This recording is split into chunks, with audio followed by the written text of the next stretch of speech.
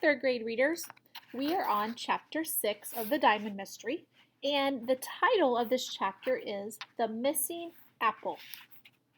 Maya was now on the top floor, standing just outside Luke Smith's office. She took a deep breath and lifted her hand to knock. After finding a large knife on the second floor, she wondered what she might find on the third floor. Suddenly, the door opened, and Maya was confronted by Luke Smith, dressed in a tracksuit. Maya gasped. "Sorry to surprise you," Luke said kindly. "I always go for a jog before lunch." He gestured to his sneakers and smiled. Through his binoculars, Jerry could see Maya's surprised expression. Then he saw Luke Smith leaving the building through the front door. Luke Smith ran a few short feet, then stopped by the building's drain pipe, kneeling down to tie his shoelaces. With a quick motion, he picked up something from the street, hopped up, and ran off towards the post office. He had a big smile on his face. "That's a strange route for a jog," thought Jerry. Meanwhile, Maya looked around Luke's office. It had the same layout as Danny Braveheart's office below. There was one workbench and two windows facing the street, one of which was open. Luke's tools were spread out along the workbench, and some of his clothes hung on the coat rack against the wall. Maya walked to the open window and waved to Jerry in the church tower. Jerry waved back.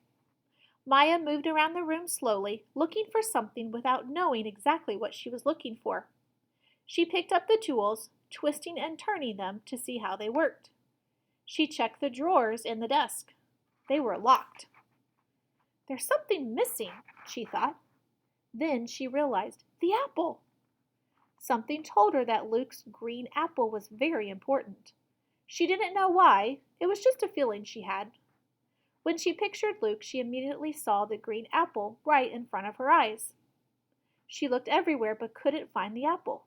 "He must have eaten it," she thought, "and I know just how to find out." Maya raced over to the trash can to look for the apple core, but it was empty. Suddenly, Jerry saw Luke Smith leave the post office. He tucked a small key in his pocket and jogged back to the jewelry store. "Oh no!" Maya was still nosing around in his office looking for clues. Jerry watched Luke open the jewelry store door and disappear into the building.